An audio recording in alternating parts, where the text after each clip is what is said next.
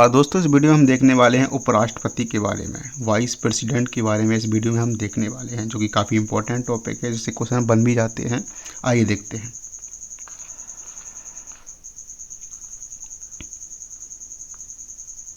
दोस्तों, हम इस वीडियो में क्या क्या देखेंगे, तो उपराष्ट्रपति का पद के बारे में जानेंगे, और पदेन सभापति होते हैं ये राज्यसभा के, उसके बारे में जानेंगे। निर्वाचक मंडल इनका क्या होता है वो देखेंगे।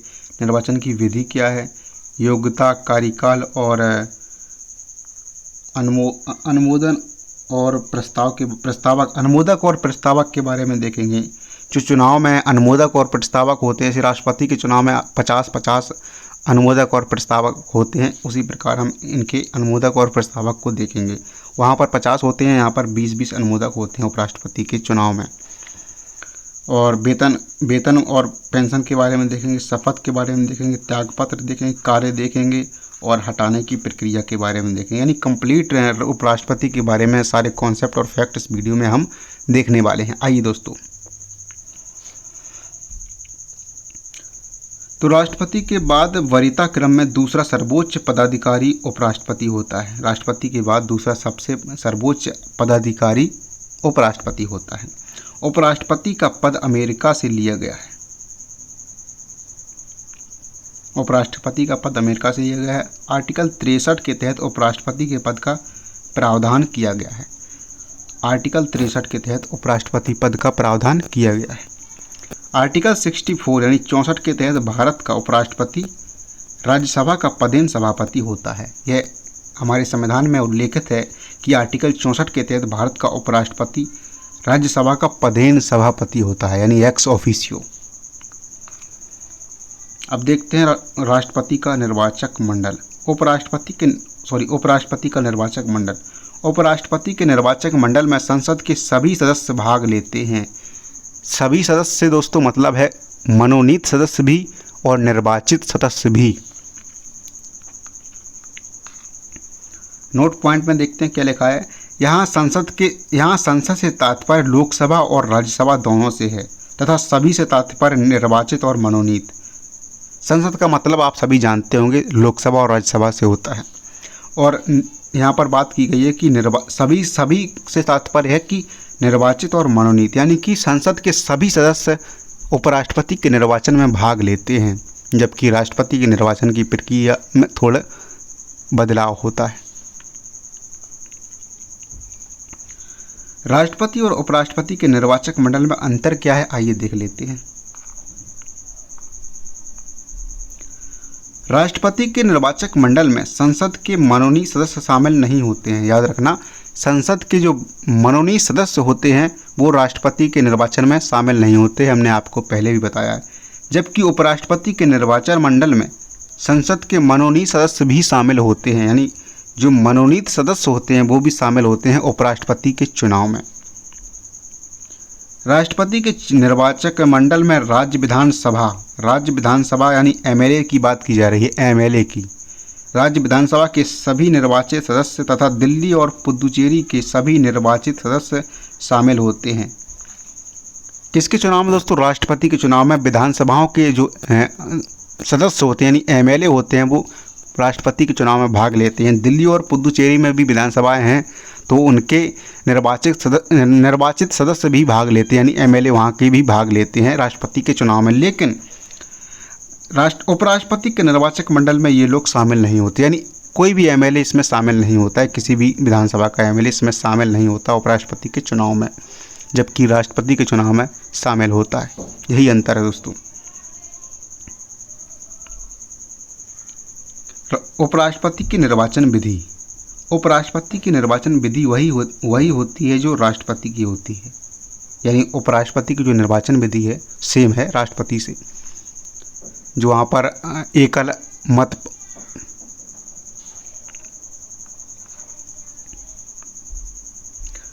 अब दोस्तों, उपराष्ट्रपति जी का कार्यकाल देख लेते हैं। उपराष्ट्रपति का कार्यकाल सामान्यतः 5 वर्ष होता है, लेकिन निम्नलिखित परिस्थितियों में 5 वर्ष से पहले भी उनका पद रिक्त हो सकता है। आपको बता दें कि राज्यसभा का कोई कार्यकाल नहीं होता है, राज्यसभा कभी भंग नहीं होती है। राज्यसभा एक स्थायी सदन है, जबकि लोकसभा अस्थायी सदन है। तो राज्यसभा है जो कभी भंग नहीं होती है। राज्यसभा के सदस्यों का कार्यकाल 6 वर्ष होता है, 6 वर्ष होता है राज्यसभा के सदस्यों का कार्यकाल। लेकिन उपराष्ट्रपति का कार्यकाल 5 वर्ष होता है। और राज्यसभा की सभापति यानी राज्यसभा के पदेन सभापति उपराष्ट्रपति ही होते हैं। तो राज्यसभा के सदस्यों का कार्यकाल 6 वर्ष होता है, जबकि उपराष्ट्रपति का कार्यकाल 5 वर्ष होता है। अब दोस्तों देख लेते हैं कि किन कारणों से राष्ट्रपति का पद रिक्त हो सकता है, यानी 5 वर्ष से पहले। जब उपराष्ट्रपति स्वेच्छा से राष्ट्रपति को त्यागपत्र दे दें, यहाँ पे ये लिखा है कि राष्ट्रपति को त्यागपत्र दे दें, यानी कि अपना त्यागपत्र राष्ट्रपति को देना होगा। तो वो कभी भी उपराष्ट्रपति अपना त्यागपत्र राष्ट्रपति को दे सकते हैं, 5 साल से पहले भी दे सकते हैं। 5 वर्ष से पहले अचानक मृत्यु हो जाए, ये पद रिक्त होने की कार्यकाल के बारे में बता रहे हैं आपको। अचानक मृत्यु हो जाए, 5 वर्ष से पहले राज्यसभा प्रस्ताव पारित करके हटा दे, यानी राज्यसभा प्रस्ताव पारित करके हटा सकती है। न्यायपालिका चुनाव को असंवैधानिक घोषित कर दे, यानी चुनाव में कोई गड़बड़ी हो, फिर न्यायपालिका उसमें निर्णय अपना प्रस्तुत करे और असंवैधानिक यानी चुनाव को शून्य घोषित कर दे, तो उनका पद रिक्त हो जाएगा। उपराष्ट्रपति की शपथ के बारे में देख लेते हैं। उपराष्ट्रपति की शपथ का प्रावधान आर्टिकल 69 के तहत राष्ट्रपति के समक्ष होता है, यानी राष्ट्रपति के समक्ष उनको शपथ लेनी होती है, और इसका प्रावधान है आर्टिकल 69 के तहत। अगला पॉइंट है राष्ट्रपति द्वारा नियुक्त किसी व्यक्ति के पॉइंट उसी का है दोस्तों कि राष्ट्रपति के सामने इनको शपथ लेनी होगी। राष्ट्रपति इनको शपथ दिलवाएंगे, किसको? उपराष्ट्रपति को। अगर उपराष्ट्रपति अनुपस्थित हैं या कोई कारण है तो अगर राष्ट्रपति अनुपस्थित हैं या कोई कारण है तो वो अपने द्वारा किसी व्यक्ति को नियुक्त कर देंगे, उसके समक्ष शपथ फिर उपराष्ट्रपति को लेनी होगी। यही बात उसमें कही गई है। अब दोस्तों देख लेते हैं उपराष्ट्रपति को हटाने की प्रक्रिया।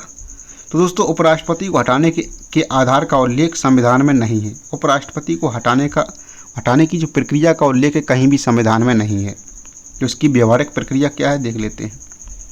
उपराष्ट्रपति को हटाए जाने का प्रस्ताव केवल राज्यसभा में लाया जाएगा, जिसके लिए 14 दिन पूर्व उपराष्ट्रपति को सूचना देनी होगी, यानी 14 दिन पहले उपराष्ट्रपति को इसकी सूचना देनी होगी कि आपके खिलाफ राज्यसभा में आपको हटाने का प्रस्ताव लाया जा रहा है। और उपराष्ट्रपति के हटाने की प्रक्रिया को महाभियोग प्रक्रिया नहीं बोला जाता है। महाभियोग की प्रक्रिया राष्ट्रपति के लिए ही बनाई गई है। कुछ वैसी ही प्रक्रिया सुप्रीम कोर्ट के न्यायाधीशों के लिए होती है, लेकिन यहाँ पर उस शब्द का हम प्रयोग, महाभियोग शब्द का प्रयोग नहीं कर सकते हैं, क्योंकि पहली बात तो इसका उल्लेख संविधान में है ही नहीं। एक व्यवहारिक प्रक्रिया है उपराष्ट्रपति को हटाने की, और इसकी कार्रवाई केवल राज्यसभा में होगी। लोकसभा को सिर्फ उसे साधारण बहुमत से उसमें सहमति व्यक्त करनी होगी और उपराष्ट्रपति का पद रिक्त हो जाएगा। यानी अगर राज्यसभा उनको हटाने का प्रस्ताव पारित कर देती है तो राज्यसभा को उसमें सहमत होना होगा। सहमत का मतलब बहुमत से।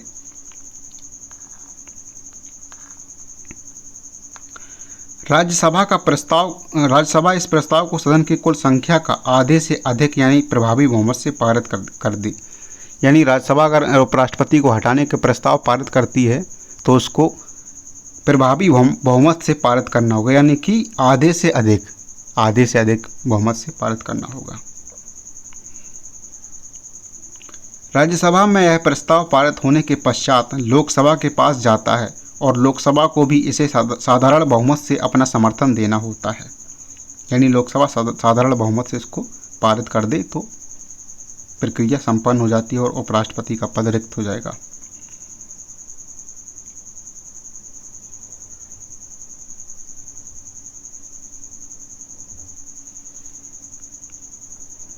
अब देख लेते हैं दोस्तों उपराष्ट्रपति के क्या कार्य हैं। तो दोस्तों उपराष्ट्रपति के पद का कोई कार्य नहीं होता है। याद रखना दोस्तों, संविधान में इसका कोई कार्य नहीं बताया गया है, लेकिन फिर भी उपराष्ट्रपति निम्नलिखित 2 दायित्वों का निर्वहन करते हैं। न तो दोस्तों इनका उपराष्ट्रपति का कोई कार्य होता है, ना ही उपराष्ट्रपति को उपराष्ट्रपति के रूप में कोई भी वेतन मिलता है। जो भी वेतन मिलता है वह राज्यसभा के सभापति के रूप में मिलता है। दोस्तों उपराष्ट्रपति के निम्नलिखित 2 कार्य हैं, उनको अभी देख लेते हैं। पहला कार्य दोस्तों क्या है, कार्यवाहक राष्ट्रपति के रूप में। जब कभी भी भारत का राष्ट्रपति अपने पद से अनुपस्थित हो या कार्य करने में असमर्थ हो या फिर अचानक मृत्यु हो जाए तो ऐसी दशाओं में भारत का उपराष्ट्रपति कार्यवाहक राष्ट्रपति की भूमिका निभाएगा। याद रखना, अगर राष्ट्रपति का पद अचानक से रिक्त हो जाता है, किसी कारण से कोई असमर्थता है या फिर अनुपस्थिति है या फिर कोई अचानक से या फिर कोई घटना हो गई, मृत्यु वगैरह हो गई, तो फिर इसके लिए उपराष्ट्रपति कार्यवाहक राष्ट्रपति की भूमिका निभाएंगे। जब भारत का उपराष्ट्रपति कार्यवाहक राष्ट्रपति की भूमिका निभाता है तो उसकी सारी शक्तियां, सुविधाएं, विशेषाधिकार और वेतन वही होता है जो राष्ट्रपति का होता है। यानी कि राष्ट्रपति को जो सुविधाएं और वेतन वगैरह मिल रहा था, जब वो उपराष्ट्रपति कार्यवाहक राष्ट्रपति की भूमिका निभाएंगे तो सारी सुविधाएं सेम उनको उपराष्ट्रपति को भी मिलेंगी। लेकिन जैसे वे पुनः अपने पद पर आएंगे तो उनका वेतन वही होगा जो राज्यसभा के सभापति का है।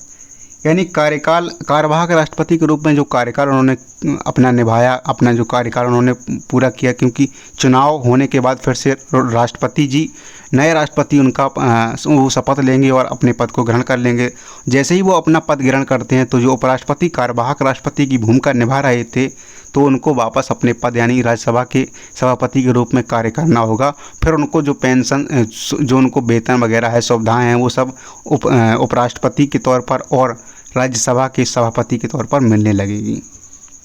दोस्तों पहला ये तो एक दायित्व था जो उपराष्ट्रपति निभाते हैं। अगला दोस्तों देख लेते हैं क्या है।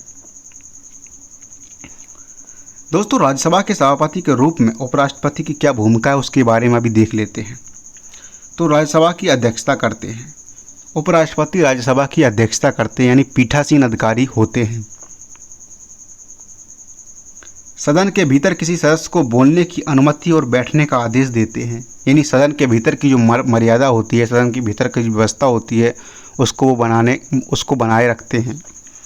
सदन में कौन बोलेगा, कौन नहीं बोलेगा, कितना बोलेगा, इसके संबंध में अंतिम निर्णय उपराष्ट्रपति यानी सभापति लेंगे। राज्यसभा की बात हो रही है। सभापति प्रथमतः किसी विधेयक या प्रस्ताव पर मतदान नहीं करते हैं, लेकिन मतों की संख्या बराबर होने के संबंध में अपना निर्णायक यानी क्रूशियल वोट अपना दे सकते हैं, फाइनल वोट दे सकते हैं। यदि राज्यसभा में कोई दल बदल के आधार पर अयोग्य घोषित होता है तो सभापति ही उसका अंतिम निर्णय करते हैं। यानी दल बदल से संबंधित कोई केस आता है सांसदों के संबंध में तो फिर उपराष्ट्रपति यानी सभापति ही उसका अंतिम निर्णय करेंगे।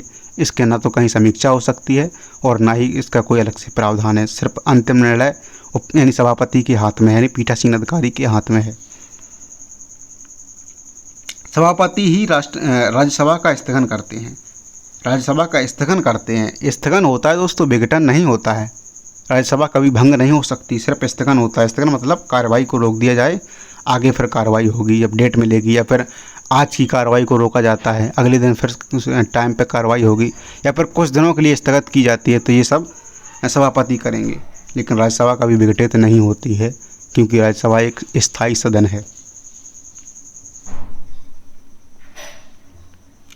उपराष्ट्रपति पद की शर्तें देख लेते हैं। उपराष्ट्रपति संसद या राज्य विधानमंडल का सदस्य नहीं होता है, लेकिन इसका अर्थ यह नहीं कि संसद और राज्य विधानमंडल का सदस्य उपराष्ट्रपति नहीं बन सकता। बस शर्त यह है कि उपराष्ट्रपति बनते ही उसे सदन की सदस्यता छोड़नी होगी।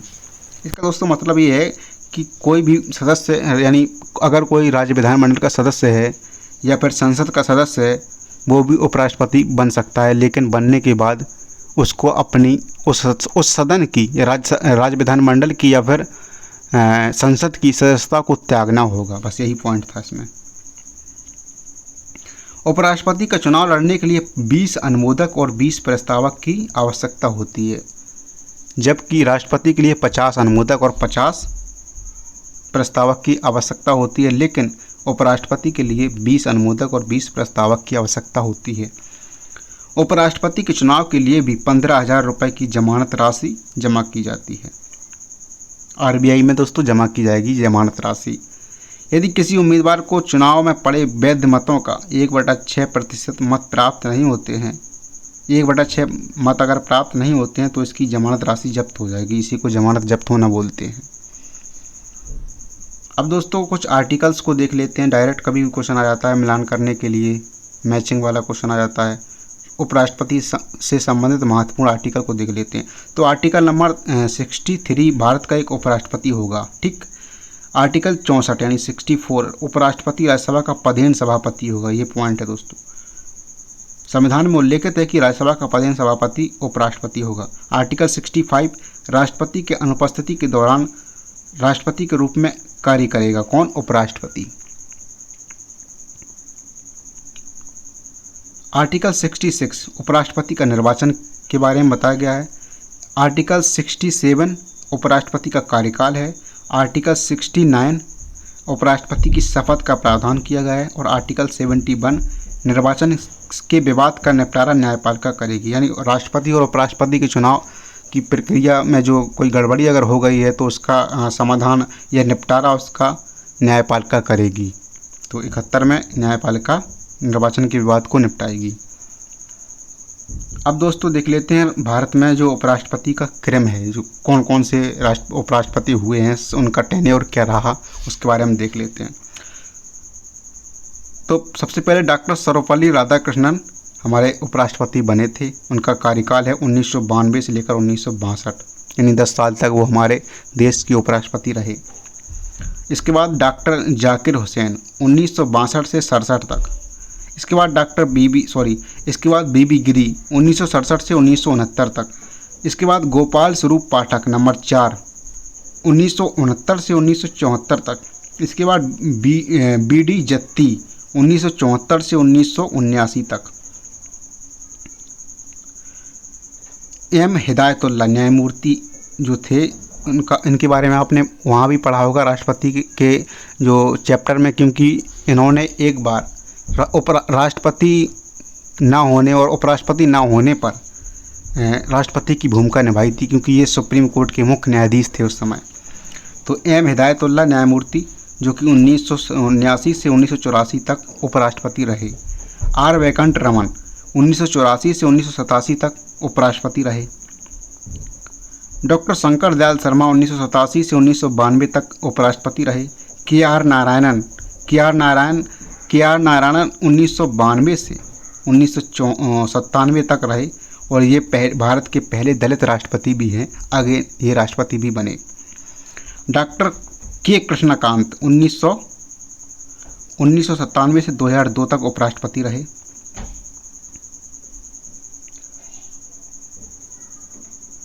दोस्तों भैरव सिंह शेखावत 2005 से 2007 तक उपराष्ट्रपति रहे। भैरव सिंह शेखावत। और मोहम्मद हामिद अंसारी 2007 से 2017 तक, यानी 10 साल तक दो कार्यकाल के लिए मोहम्मद हामिद अंसारी हमारे देश के उपराष्ट्रपति रहे। इसके बाद एम वेंकैया नायडू 2017 से 2022 तक रहे। और अभी वर्तमान में जगदीप धनखड़ जी हमारे उपराष्ट्रपति हैं, जो 2022 से अभी तक अपने पद यानी उपराष्ट्रपति के पद पर विराजमान हैं।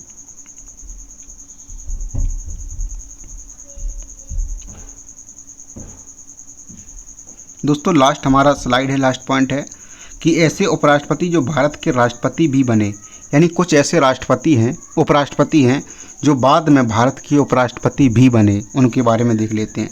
दोस्तों सर्वपल्ली राधाकृष्णन जी हमारे देश के जो उपराष्ट्रपति थे पहले, वो बाद में राष्ट्रपति भी बने। जाकिर हुसैन भी हमारे जो उपराष्ट्रपति थे वो राष्ट्रपति बने। बीबी गिरी भी राष्ट्रपति बने। आर वेंकट रमन भी राष्ट्रपति बने। डॉक्टर शंकर दयाल शर्मा भी राष्ट्रपति बने। और के आर नारायणन जो हमने बताया कि भारत के पहले दलित राष्ट्रपति थे, दूसरे रामनाथ कोविंद जी थे। तो समझ सकते हैं आप, ये उपराष्ट्रपति से संबंधित पूरा वीडियो था जिसे हमने अच्छे से देखा। फिलहाल इस वीडियो में इतना ही। नमस्कार।